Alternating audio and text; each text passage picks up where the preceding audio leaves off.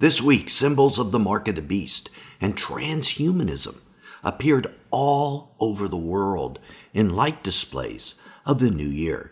Many had very strange and consistent symbolism in terms of an agenda that globalists are promoting.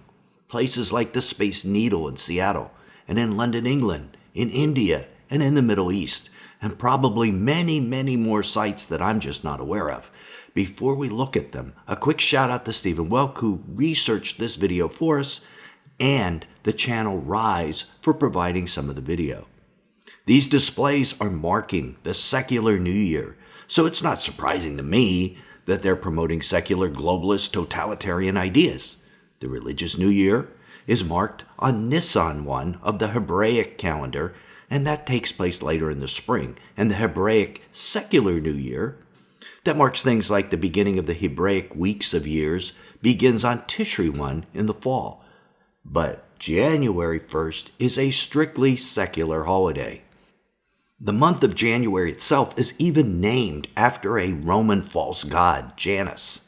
Julius Caesar himself, 2,000 years ago, instituted January 1st as the first day of the year, partly to honor the month's namesake, this guy Janus, the Roman god of beginnings, who was a two-faced god, allowing him to look back into the past and forward into the future.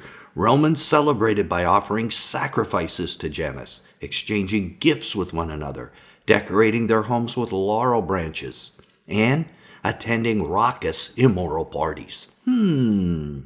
Sounds a little bit like today, doesn't it? Except that we have added fireworks to the mix. Now, in years past, New Year's displays were primarily fireworks displays. They're a lot more technical today, and they use a lot more drones and computerized displays. And we're seeing this in a lot of the New Year's stuff that we're going to have in this video. Fireworks alone are pretty innocent. But wait till you see some of the computerized displays. They carry a message, one that was consistent all over the world.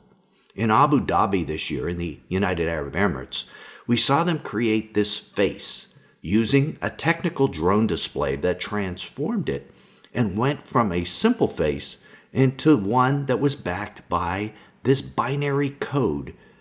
You see ones and zeros behind the face? That's the binary code, a computer code. What does this mean other than transhumanism? That humans will be transformed by computers into something different than humans. And we're going to see several of these transhumanistic themes about the rise of the machine in many other locations. For instance, in Busan, in South Korea, we see the same kind of drone display with the same type of transhuman face with the letters AI displayed within its head. What in the world could that mean other than AI has taken over its brain? And behind the head, again, we see binary codes of 1 and zeros. This is so blatant a message for transhumanism, I don't know how you could possibly miss it. So how does this figure into the mark of the beast? In a previous video, featuring an interview with Pastor Doug Hamp of the Way Congregation in Denver, we discussed how a genetic upgrade is a very likely means that the Antichrist will use to create a non-human entity out of humans. In other words, upgrade their DNA and make them non-human. Jesus came to save humans, so a transhuman is likely not able to be saved spiritually in the way that you and I are saved. This might explain why taking the mark of the beast is eternal damnation, why no one can repent once they've taken it. The reason being they're no longer really human. This was a really fascinating video. It's worth your time watching. A link is down in the description and at the end of the video. So, when we see these displays of transhumanism, AI-induced changes to humanity, we are likely really seeing apocalyptic images of the mark of the beast to prepare those watching for what is coming in the near future and to make them want it. That's the key. Now, I don't claim to precisely know how AI or transhumanism technology may be playing into end times prophecy in the Bible. But even if it isn't exactly what Dr. Hamp believes, it's obvious the globalists desire something like this, and they want you to desire it as well, to upgrade yourself, as we're going to see in some more of these images. In the Dubai image again, we have this figure who had sun rays around his head and Oculus glasses. Notice that on his face, implying virtual reality in the metaverse, that the metaverse may be a gateway into this transhuman type of world. Please keep that in mind. I'd stay away from that stuff. The sun rays around the face are interesting as well. Where are sun rays like this seen in modern art or ancient art? Well, for one, they encircled the Statue of Liberty in New York Harbor, who was modeled on the false goddess Libertas. So sun rays are a pagan sign. In ancient Egypt, sun rays like this were part of their worship of Ra, the sun god, and Horus, the god associated, with the Eye of Horus, the one found on the back of the USA's dollar bill. He also had a sun orb above his head, and he was a hawk-headed god. So putting these sun rays around a regular guy's head in this image, they are implying that those who allow themselves to become transhuman are going to transcend humanity and become like the gods themselves. This is a very important part of the globalist message, that they are the next stage in human evolution, at least so they think. And speaking of Horus, you see this hawk-headed god in the center, and there he is, with a sun orb above his head.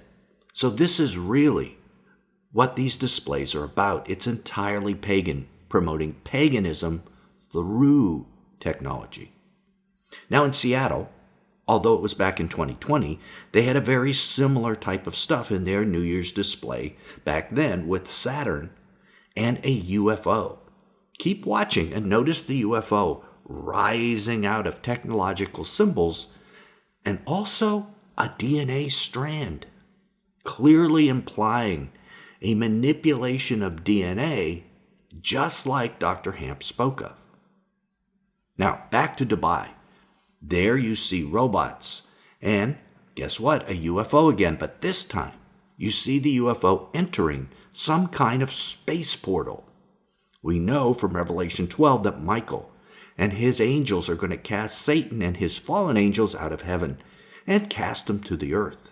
So they're going to be on the earth. How will they appear when they're there? Will they come and present themselves as aliens, possibly, and enter this world through a portal? Is this what this symbol in Dubai is talking about, preparing its viewers for? Dubai's symbolisms just went on in this display. In this one, we see something like the scan of a fingerprint. This New World Order scanning of the fingerprint could be you and me after the New World Order forces digital ID on the world. I found that just incredible.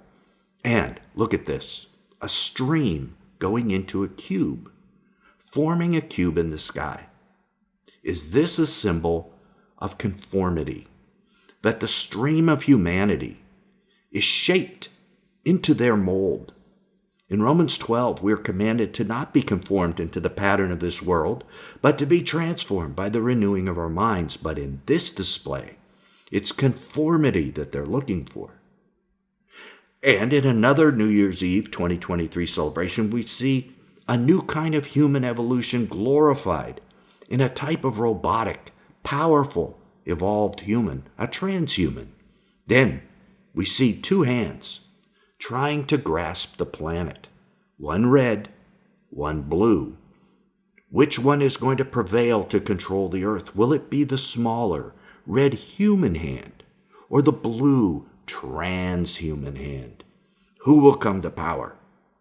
But then, as you keep watching, you see that the planet goes through a tunnel or a portal, and voila, we see it eventually transforms into the earth we know.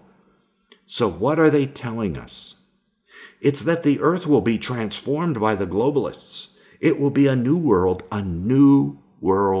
order. So why are they showing people these symbols? To prepare the sheep of the earth to desire these things, to view them as exciting, as our future. Symbols are very important to globalists. It's part of their propaganda, but you might ask, where was the 666? If this is about the coming mark of the beast and its kingdom, where is its numerical sign? Well, these globalists might embrace that number. In fact, they do. They put them in a lot of and hide them in their symbols. But they aren't stupid. Putting 666 up in the sky will tip off those watching that something very evil is afoot. They want to be more subtle than that. They want to make these things appealing, at least at first. In 2 Thessalonians 2, 9 through 11, we read that those who are deceived, but they didn't want the truth. They didn't love the truth. They wanted the lie. So they end up being drawn into this. They didn't want the truth. They wanted the pleasure that comes from the lie. These displays are trying to make the lie look appealing. And that is Satan's master plan. It's going to be the greatest lie in history. Christians really need to be prepared for it. So click right here to keep watching and learn what Dr. Doug Hamp thinks that it is, because it will be incredibly easy to be taken in by this type of lie. Everything you see in the media and even now in fireworks is all about it. Till then, this is Nelson, and I'll see you there.